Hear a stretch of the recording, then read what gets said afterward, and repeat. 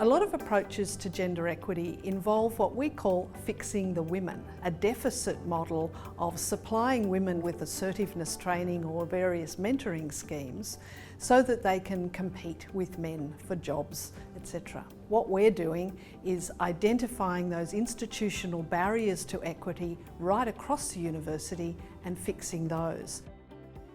Our approach is to fix the system.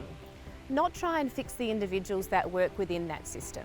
To fix and ensure that our culture, our work practices, our promotion pathways are free from bias and inclusive for everyone.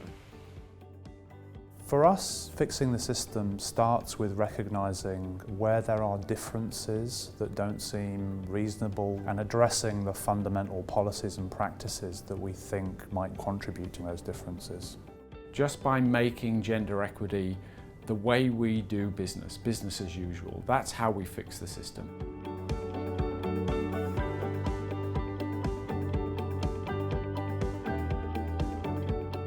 I'm the chair of the GSAT, the Gender Equity Self-Assessment Team, and this is a cross-institutional committee tasked with implementing Macquarie's gender equity strategy. Within the research portfolio, we've done a number of things. Firstly, the Macquarie Research Fellowship Scheme now mandates that at least 40% of all places go to women.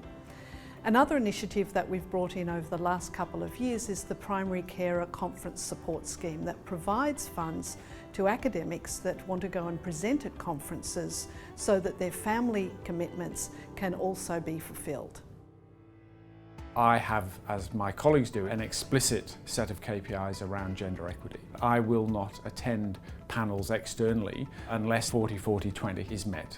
Our work within group marketing and the communications team particularly, what we've done is just a more deliberate approach to go and find an appropriate range of stories and authors and actually get a more appropriate balance that simply represents the reality of academic life.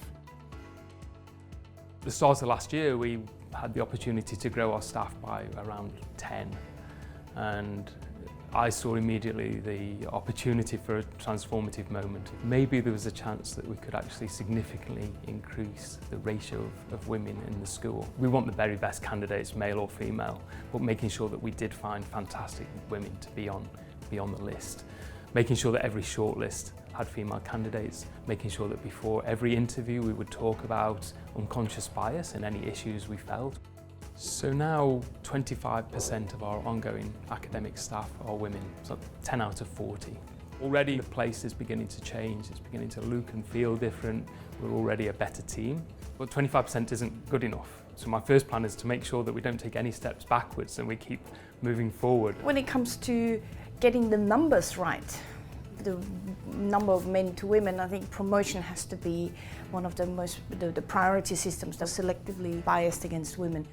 It's no longer the case, and it hasn't been for many years, that academic, all that they do is 40% of teaching, 40% of research and 20% of service. There's much more nuance between that, and by recognizing that, I think we're sending a very clear message. We don't have to fit this strict stereotype. We recognize your excellence in the variety of the work, that academic work that you do, and it had an excellent outcome for us already. We have more promotion more applications from women specifically, and we have greater success in promotions, particularly in women. Flexibility is a key priority in our strategy, and our goal here is to make flexibility the norm. In parental leave, we wanted to be more progressive, more innovative, to recognise the different ways that people have families in this modern day and age.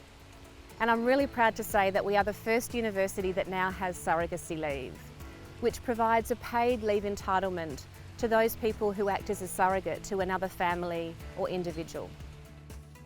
We've done a lot of work to close what actually were fairly significant differences in pay that arose entirely through discretionary payments.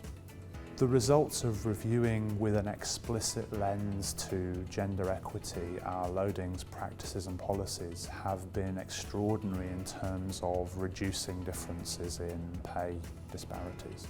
Now we're really confident when we go and we recruit to a role, when we're establishing loadings for that role, they're being benchmarked appropriately for their group, for their field, and there are no gender differences that are unexplainable. This strategy is about creating the right working environment, the right culture, the right work practices, to ensure that every member of our community can do their very best work, regardless of their gender.